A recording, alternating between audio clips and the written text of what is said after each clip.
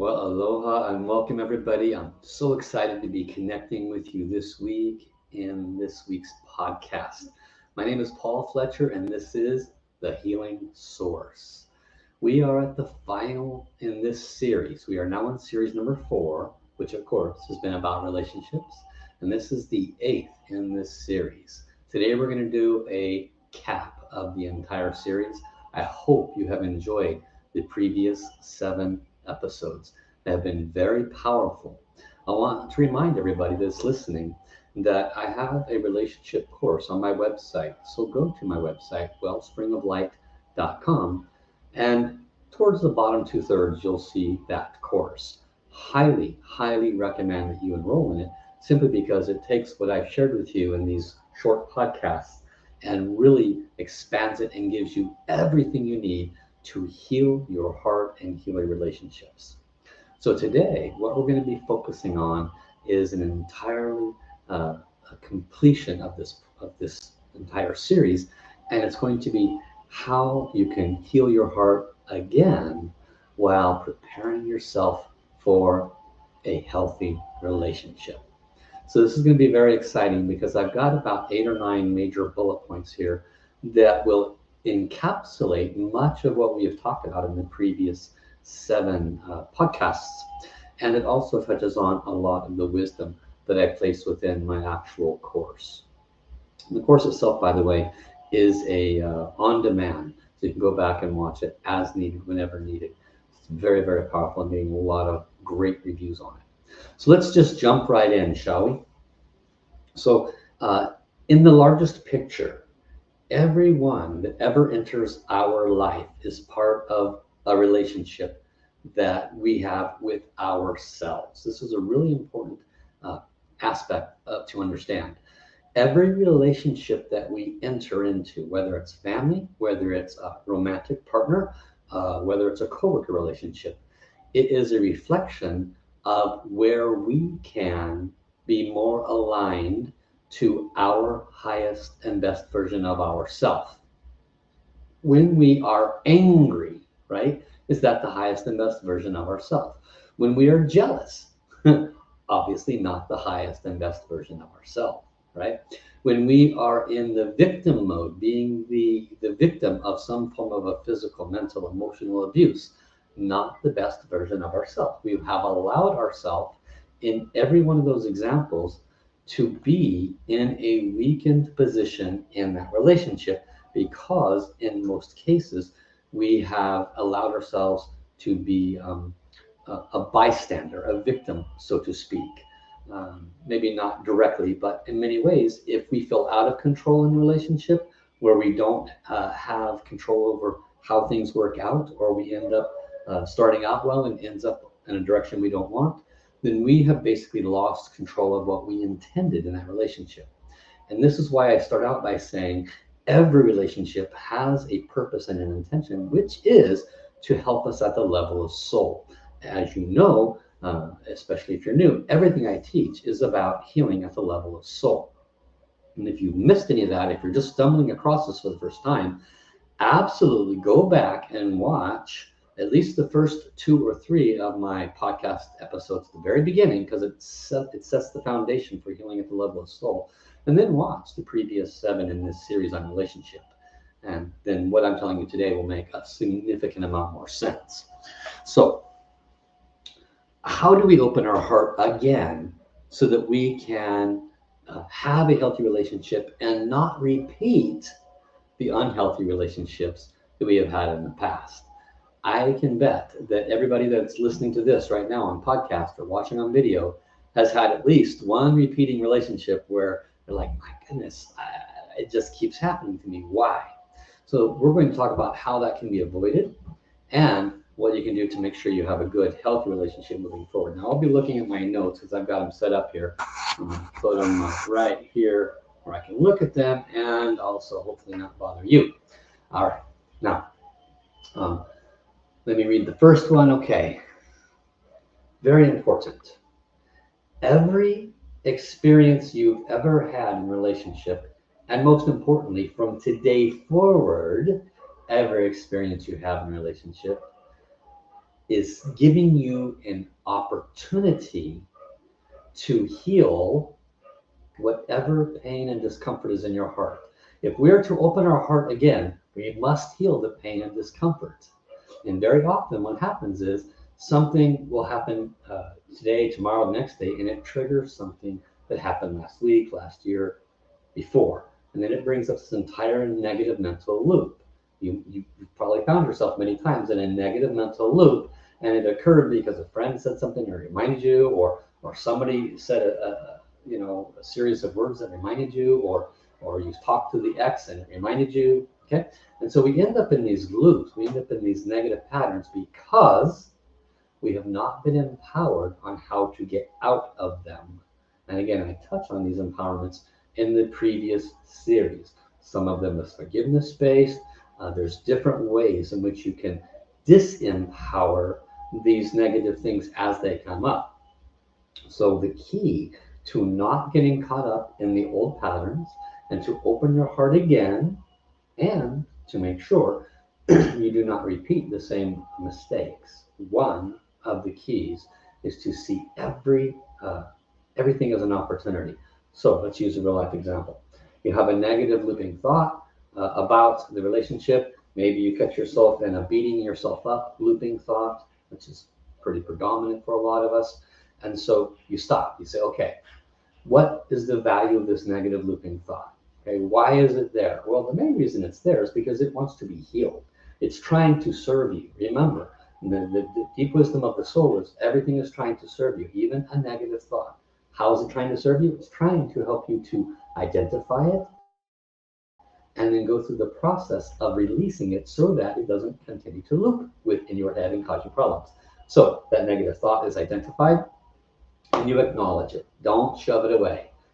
Dear the soul of this negative thought, I see you, I acknowledge you, I understand you're trying to serve me. I love you, and you're trying to give me a message that I no longer agree with. I am not this and this and that kind of bad person.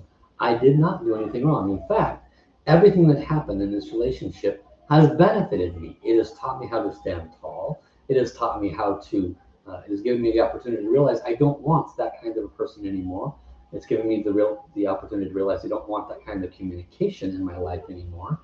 And it's given me the opportunity to do forgiveness, which I taught in the previous courses, previous sessions, excuse me. It's given me the opportunity to do forgiveness around if I have ever been that way towards others in this or other lifetimes. So now that you have shown me what I might have done, now that I am clear what I do no longer wish, I wish to offer my greatest love to you and thank you for your service. I invite you now to completely leave my field and leave my vibration so I don't have to deal with you anymore. And then you would utilize some of the tools and techniques for forgiveness. You would apply the love, peace, harmony mantra or chanting. If you have any healing qualities or attributes or light balls, then you can activate those and use those to transform the negative vibration. And if you're not familiar with what I mean by healing qualities or abilities or light balls, then contact me through Wellspring of Light and I can transmit those to you, and you will have those abilities to transform these negative informations. So this is one of the first steps. Next step, get better and better at soul-to-soul communication. So in a previous episode, I spoke to you about you are a soul having an experience with another soul. Okay. Now you think that you are Bob and Mary getting together, but you're actually souls getting together, and you're regurgitating the mistakes and the positives from the past. The positives is what brought you together. The negatives is what's created the havoc in the current and or past relationship. So in order to heal your heart from it, you don't want to repeat those past patterns, and you want to get much better at soul-to-soul communication. Again, go watch the previous session if you missed that. I'm going to do a recap here. This applies to your current and past relationships. So you want to make sure you heal the communication in the past relationships, even if it's an ex, so that you don't drag it into your future. So you call the soul of that ex or your current relationship where there is issues that are still unresolved, and you know they're unresolved because you have pain in your heart, right? And you call those souls, and you do soul communication, not person to person communication. And you're the soul of my ex. I still have some pain in my heart around this issue where you did ABC to me. I wish to really go into a deep forgiveness around this. I wish to resolve this on a permanent basis so that it is a win-win scenario, so that I forgive you, you forgive me. If I've ever done that to you, please forgive me. I forgive you for doing that to me. Let us release this fully and completely from our hearts so that we can move forward together. Okay? Again, this is a very generic statement. If this is like the first time you've heard this, it won't make a lot of sense because I didn't go into the full details that I have in the previous sessions. Go back and listen to them. By applying soul to soul communication in the past, and most importantly, now and into your future, you can avoid unhealthy relationships, not to bring those same kind from the past into your future, and avoid current problems. So let's use a current example. Let's say you're in a current relationship. It could be a coworker, it could be a mom or dad, it could be a kid, it could be a spouse or partner. And there's a current issue in that relationship. Okay, to the soul of, my partner, whoever it is, please come to the soul communication. I love you. I want so much for this communication to work out. I wish very much for my part of this to be heard because I really have a need for ABC. And I want very much for you to win in this communication as well. And I'm gathering that you need A, B, and C as well. And I wish to do forgiveness if I have not honored you for your need for A, B, and C. And if I have, you have not honored me for what I'm needing. So if I have ever denied you in this or a previous lifetime of your needs, similar to what you're denying me of, I need to ask forgiveness because it's important that your needs are met, just like it's important that my needs are met. In other words, do forgiveness, do soul communication, and explain to them at the level of soul what it is you're wanting to accomplish. When you apply this wisdom that was taught in the previous sessions in your current moment, moving forward in your day-to-day activity, you're talking to a boss that is not giving you that raise. You're talking to a coworker that is gossiping about you. These are all relationships. It doesn't matter what it is. By doing soul-to-soul communication, you can open your heart to that coworker, open your heart to that boss, open your heart to that partner, and do forgiveness and heal and communicate at the level of soul, which, remember what I taught you, the souls only want the highest and best for everyone in that communication. The souls do not want you bickering and dickering because they know that's going to create problems in your future. The souls always want to resolve things. So by doing soul-to-soul communication, you're actually healing the relationship so that when you come back to that in-person communication, that coworker, that boss, that partner, because the souls have communicated at that level, because you've done forgiveness prior to the physical world communication, it will be softer, it will be lighter, it will be easily much more resolvable, and you will move forward without closing your heart. And you can use soul-to-soul communication for getting what you want as long as it's win-win. So ever before going to that partner and asking something that you know in the past maybe they had resistance about, you can go to that partner at the soul level in advance. Okay, you can go to the partner at the soul level in advance, and you can say to them, I'm going to be communicating with you a little bit later today, and this is what I'm going to communicate about, and this is really why I'd like to accomplish this. And my fear is that you might react and respond this way. And I understand and I believe the reason you react and respond this way is because your need is ABC. I want you to know that I want to honor that need. And at the same time, my needs need to be honored as well. I want to have an open-hearted discussion so that we can find a middle ground. I don't know what the middle ground is, but I want you to open your heart so that we can find that middle ground so that it's a win-win. You can have that kind of a conversation before ever having that spousal or partner or mom and dad or kid conversation. And this is the value of soul-to-soul communication. Got it? Moving on. Again, this is all about how to open your heart, again, without fear of stepping into bad conditions in the future. Okay? Next, decide not to give power to others over you. I covered this earlier. How do we do that? How do we give power to others over us? We do that by placing ourselves mentally, emotionally, physically in the victim role. We do that by saying it's their fault. They did this to me. If they didn't do this, then I would be able to do this. If they didn't say that, then I would be able to do this.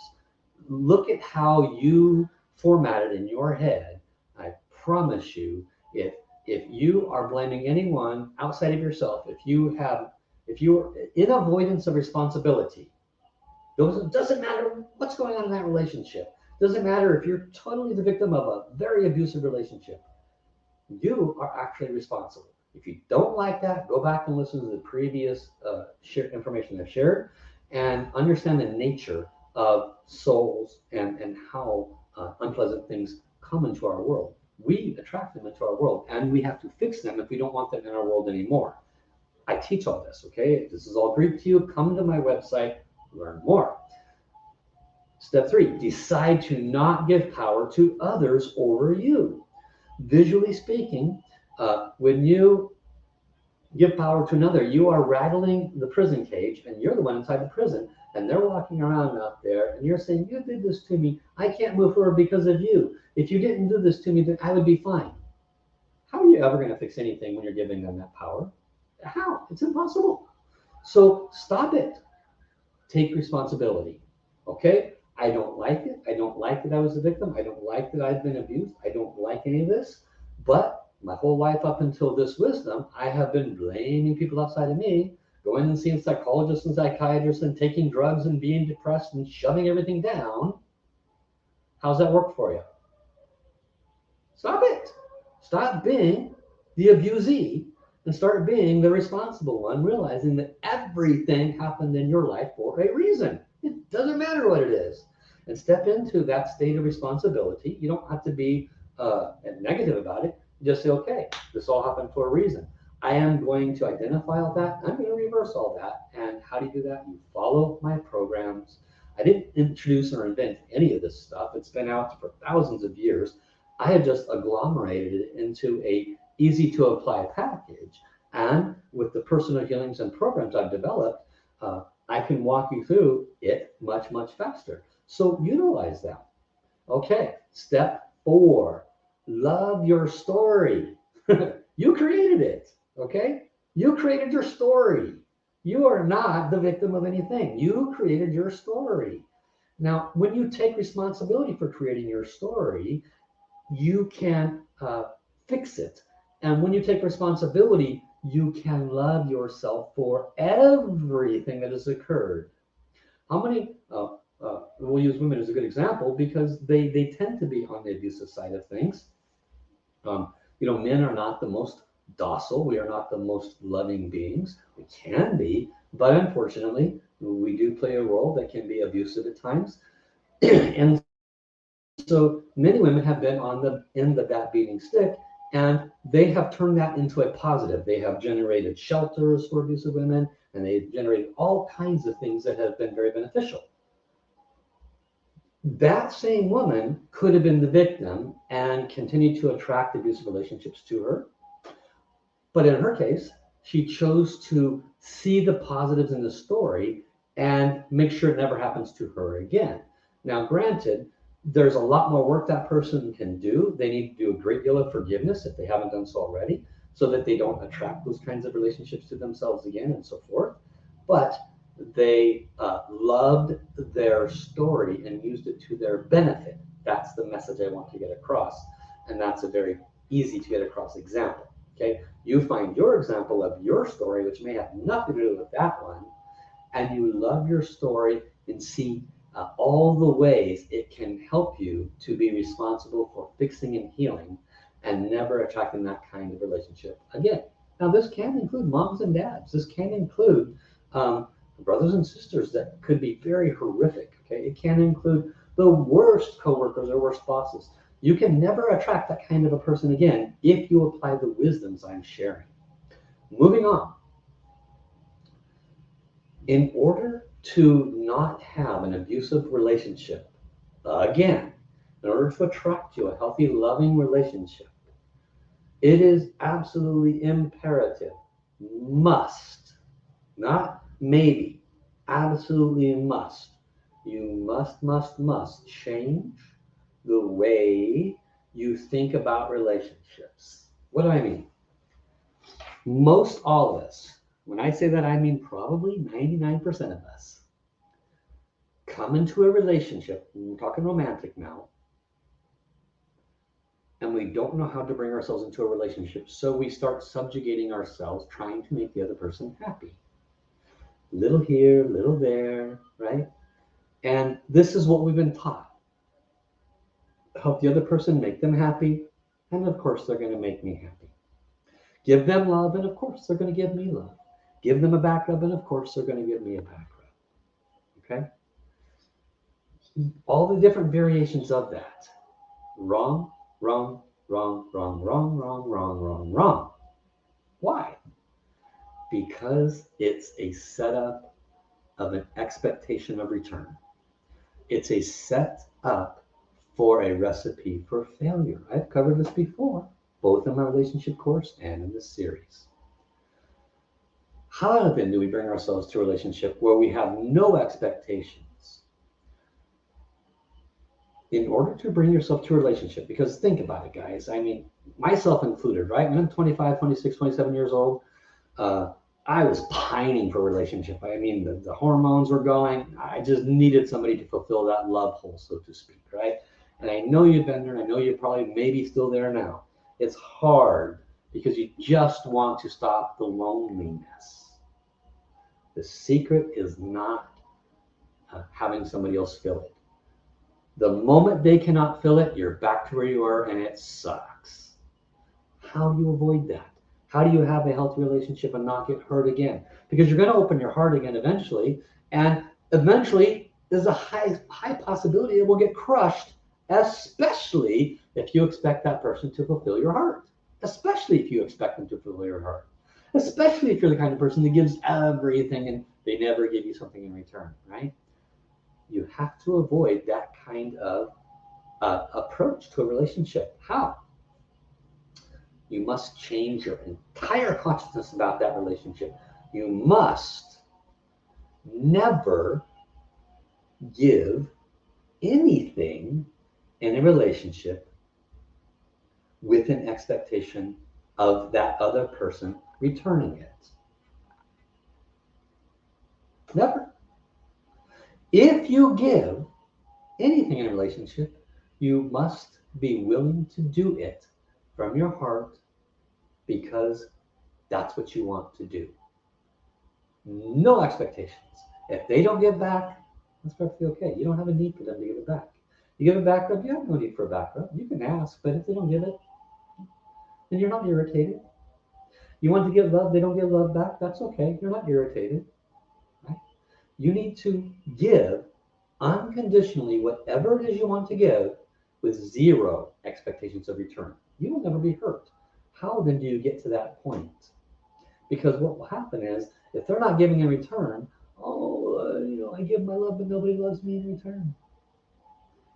You position yourself to be able to do that by not requiring anybody outside of you to fulfill you. There's only one possible soul that can fulfill you, only one, and that is your creator. And the source is what you were born from. Therefore, there is already existing unlimited love. When you pause and honor and respect that amazing rose, listening to the breeze of the tree above you or the bamboo clattering in the wind, the bird chirping, when you fall in love with the source in all the different ways the source brings love to you, the sound of a baby's laughter, the beautiful music that you meld with, when you fill your heart with the love of every single thing in and around you, you have no expectations that an individual will do it. You feel your love from source. You give unconditionally to all of those that you communicate with, all of those you interact with. When or if they do something that is painful in your heart, you don't react. You pause and you say, that didn't feel very good. That means there's a pain in my heart, and it might trigger this happened before, this happened before, this happened before. And instead of blaming that person, you forgive that person and you ask forgiveness if you ever harmed them in the same way. And you ask forgiveness if you ever harmed others in the same way. You keep your heart open, and that way you honor. And that person, if you have a resistance with them, that person will not remain in your field because you've not created an entanglement with them. Okay? So you want to be the steward of a healthy, loving heart. You want to be the wise one that fills your heart by the source creator, and all the way the source creator shows its love in the air, in the smells, in the foods, in the people. Love comes through people all the time. Absorb it, love it, accept it. Do not expect it. Have zero expectation of return. Zero. This creates in you a frequency and vibration that radiates off you and brings forth the manifestation of another person in relationship that only wants to be in a healthy, loving relationship that has no expectations of them. They're already fulfilled by the source, by the love of that source. They don't need you, but they would love to be in your environment to support you. They would love to be in your environment to honor you and your art and your music and your singing. They have no expectations of you to fulfill them. You will attract a person like that. In the opposite side, when you pine, when you need, when you demand this of another, guess what you're going to attract? Pining and needing and demanding of them to fulfill you, you to fulfill them. And one of you will fail in this. And that's when the pain starts all over again. So start applying these tools to ensure that you do not repeat what you have been repeating. There is so much more that I need to cover, but I've run out of time. I actually got 4 or 5 more bullet points here to cover. There's just not enough time. I do cover this in its entirety in my course, Heal Your Soul, Heal Your Relationships. Go to my website, wellspringoflife.com. The course is only $100 and it's on demand. You can watch it and listen to it as long as you want, as many times as you want. And it comes with a half-hour consultation with me.